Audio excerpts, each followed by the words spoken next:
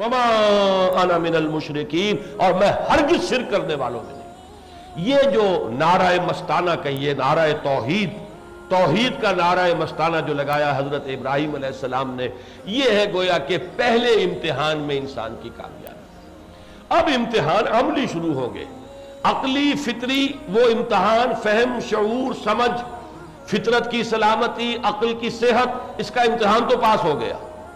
جب کہہ دیا انی وجہت وجہی للذی فطر السماوات والارض حنیفا وما انا من المشرکین۔ اب شروع ہوگا مسئلہ کہ معاشرے کے ساتھ تصادم، وہاں تو کسی کو پوجا جا رہا ہے، چاند سورج کو پوجا جا رہا ہے، مورتیوں کو پوجا جا رہا ہے، کچھ اور بادشاہ کو پوجا جا رہا ہے، وہاں سیاسی شرک بھی موجود تھا نمرود کی شکل میں، وہ بھی خدائی کا مدعی ہے، میں جو چاہوں قانون بنا دوں، جو چاہوں حکم دوں، جس کو چاہوں بخش دوں، جس کو چاہوں جیل میں ڈال دوں، جس کو چاہوں گردن اڑا دوں، میں مختار مطلق ہوں۔ اب اس پورے نظام کے ساتھ جب کشمکش ہوئی ہے تو تین خاص طور پر اس کے منظر جو قرآن نے بار بار دکھائے ہیں۔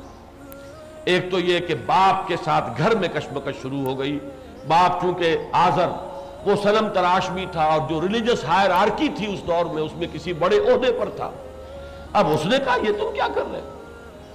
اراغب انت عن آلہتی یا ابراہیم،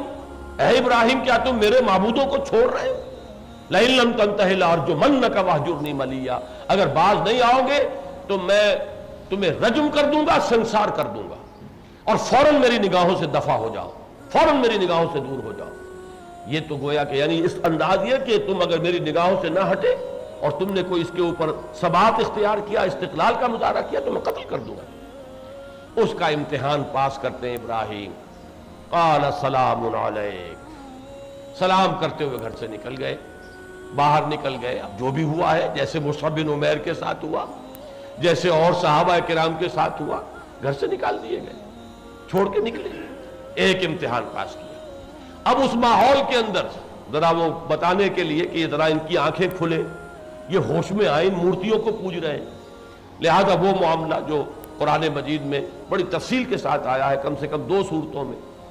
کہ ایک بڑی کوئی پوجا ہونے والی تھی، جنم اشٹمی کا کوئی دن جیسے ہوتا ہے، اور سب لوگوں کو چلے جانا تھا شہر سے باہر، اجتماعی کوئی پوجا باہر میدان میں ہونی ہے، ہو سکتا ہے کسی ستارے کی پوجا ہو، اس لیے کہ وہاں مختلف جو ہے یہ پوجائیں موجود تھی جیسے کہ ہندوؤں کے ہاں ہیں۔ انہوں نے ایک عذر کیا کہ میری طبیعت ٹھیک نہیں ہے، پیچھے رہ گئے، اور پھر بت خانے میں گھس کر تمام کو توڑ دیا، صرف یہ کہ وہ بڑا بت جو ہے اس کو رہنے دیا، اور تیشہ جو تھا وہ اس کے کندھے پر رکھ دیا۔ اب جو قیامت صغریٰ برپا ہوئی ہوگی اس کا آپ اندازہ کیجئے۔ پوچھا گیا کس نے کیا یہ؟ کہا ایک نوجوان ابراہیم ہے تو صحیح، ایسا جو ذکر کیا کرتا تھا، ہم نے کبھی سیریسلی نہیں لیا اس کی بات کو، کہتا تھا، ہوا کرتا ہے۔ 9 عمری میں لوگ کہا کرتے ہیں، بہت سے لوگ مسلمانوں میں بھی ایسے ہوتے 9 عمری میں، جو وہ کچھ فلسفہ وغیرہ پڑھ کر ادھر ادھر بہک جاتے ہیں، تو بزرگوں کو خیال ہوتا ہے کہ یہ چڑھی ہے، یہ آندھی اتر جائے گی، ٹھیک ہو جائے گا، عقل جو ہے درست ہو جائے گی، ابھی ذرا ان کی 9 عمری ہے، باتیں کر رہے ہیں۔ تو اس طرح ہم کہتے تھے کہ وہ ذکر کیا کرتا تھا، یذکرہم، ان کا ذکر کرتا تھا۔ ایک فتن کا لفظ آیا ہے، وہ ایک نوجوان، وہ ہو سکتا ہے اس نے کیا۔ اب جب پیشی ہوئی ہے، اب یہ سمجھیے یہ عزم، صبر، ثبات، حوصلہ، جرت، ہمت اس کا امتحان ہے۔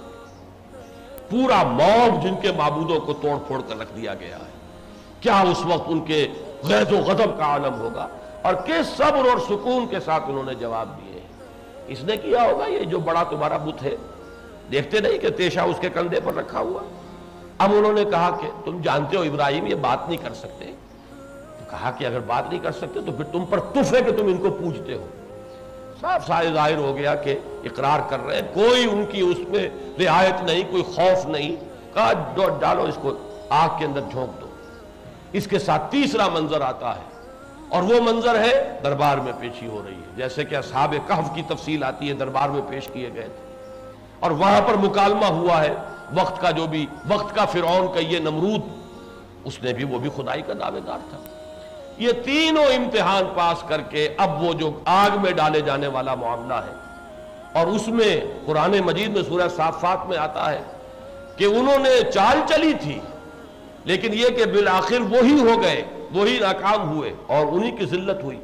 انہوں نے سمجھا یہ تھا جب اتنے بڑے آگ کے الاؤ کے کنارے لا کے کھڑا کیا جائے گا ابراہیم کو تو ہوش ٹھکانے آ جائیں گے،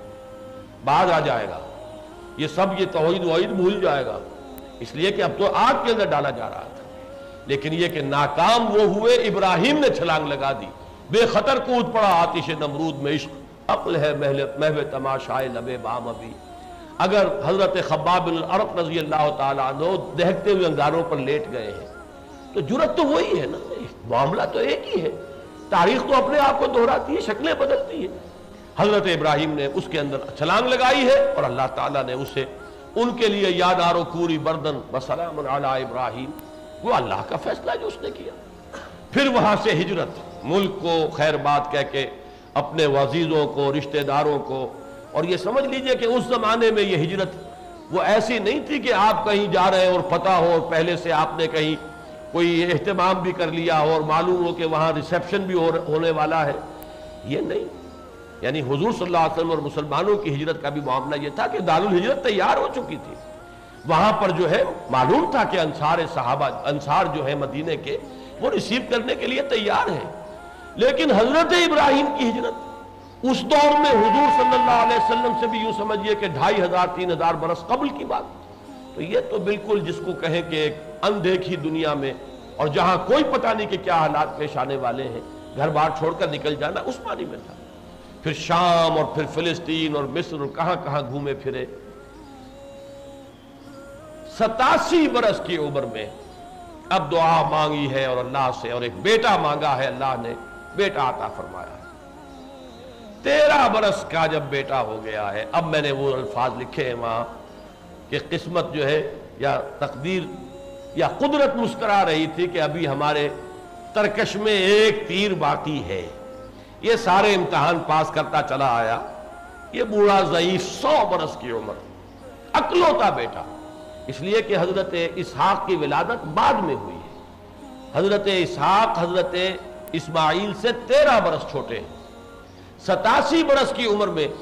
حضرت اسماعیل کی ولادت ہوئی ہے، جبکہ حضرت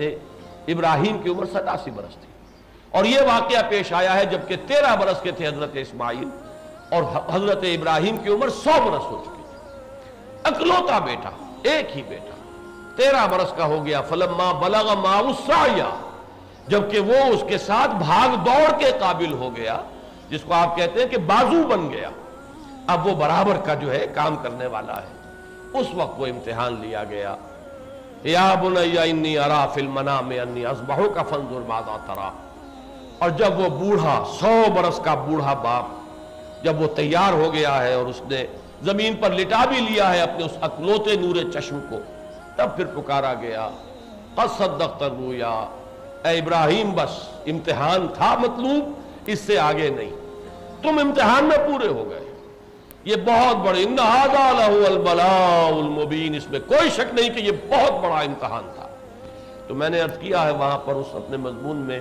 کہ اب اس سے بڑی تو شاباش کوئی نہیں ہو سکتی کہ ممتحن کہے کہ امتحان بڑا کھڑا تھا۔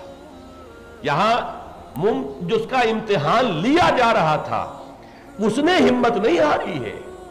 گویا کہ آخری بات جو آئی ہے وہ ممتحن کی طرف سے، ان ھذا لہو البلاء المبین، اے ابراہیم واقعتاً یہ بڑا کھڑا امتحان۔ اس لیے کہ اللہ کو تو معلوم ہے کہ اس نے انسانی فطرت میں کیا کچھ رکھا ہے، کیا کچھ عواطف ہے، میلانات ہے، کس کس شے سے محبت ہے، کس کس چیز کے ساتھ انسان کو کتنی ایک مناسبت ہے، وہ جانتا ہے۔ تو ایک اکلوتا بیٹا 100 برس کے بوڑھے باپ کا، اور وہ اگر تیار ہو گیا ہے اسے اللہ کے حکم سے ذبح کرنے کے لیے، تو اب اس سے آگے کون سا امتحان ہوگا؟ آپ کو معلوم ہے بابر نے ہمایوں کے گر چکر لگا کر کہا تھا کہ میں اس کا مرض لیتا ہوں، اللہ اس کو شفا دے اور میں حاضر ہوں۔ تو باپ تو اپنی زندگی دیتا ہے بیٹے کے لیے، یہاں یہ ہے کہ 100 برس کا بوڑھا باپ جو اللہ کے حکم سے اپنے بیٹے کی جان لے رہا ہے۔ یہ ہے در حقیقت جس کے لیے کہ اب یہ شعیرہ ہے تا قیام قیامت، اس پورے شعور کو تازہ کرنے کے لیے۔ یہ قربانی کا اگر یہ مادہ پیدا ہوتا ہے،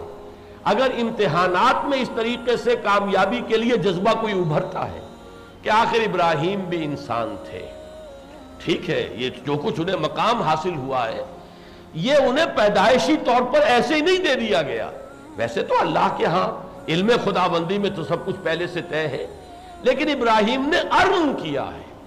یہ میں عرض کرنے کا لفظ جو میں بیان عرض کر رہا ہوں کہ یہ سب کچھ اکتساب ہے، محنت ہے، امتحانات پاس کیے ہیں، پرائمری کا امتحان، مڈل، پھر میٹرک، پھر ایم اے کیا ہے، سارے امتحانات پاس کیے ہیں، تب یہ مقام حاصل ہوا۔ یہی وجہ ہے کہ سورہ بقرہ کے 15ویں رکوع میں الفاظ یہ آئے ہیں وَإِذِ ابْتَلَىٰ إِبْرَاهِيمَ رَبُّهُ بِكَلِمَاتٍ فَأَتَمَّهُنَّ قَالَ إِنِّي جَاعِلُكَ لِلنَّاسِ إِمَامًا قَالَ وَمِن ذُرِّيَّتِي قَالَ لَا يَنَالُ عَهْدِي الظَّالِمِينَ۔ جبکہ ابراہیم کو اس کے رب نے بڑے بڑے امتحانات میں جانچا اور پرکھا۔ بِكَلِمَاتٍ، یہ جو نکرہ ہے آیا ہے یہاں پر بجائے معرفہ کے، بڑے بڑے امتحانات، بہت بڑے بڑے کٹھن امتحانوں میں سے جب وہ گزر گئے کامیابی کے ساتھ، فَأَتَمَّهُنْ، ان سب کو اس نے پاس کر لیا، سب میں کامیاب ہو گیا۔ تب کہا انی جاعلک للناس اماما، اے ابراہیم اب تم اس مقام پر آ گئے ہو کہ تمہیں ہم نے پوری نوع انسانی کے لیے امامت عطا کر دی، امام الناس۔ اب جب وہ سوال کرتے ہیں وَمِن ذُرِّيَّتِي قَالَ لَا يَنَالُ عَهْدِي الظَّالِمِينَ، یہ کوئی نسلی مسئلہ نہیں ہے، ہاں تمہاری نسل کے ساتھ معاملہ رہے گا، لیکن ان میں سے جو ظالم نہیں ہوں گے، مشرک نہیں ہوں گے، جو تمہاری روش اختیار کریں گے، تمہاری پیروی کریں گے، اسی توحید اور تقوی کی روش اختیار کریں گے، ان کے ساتھ وعدہ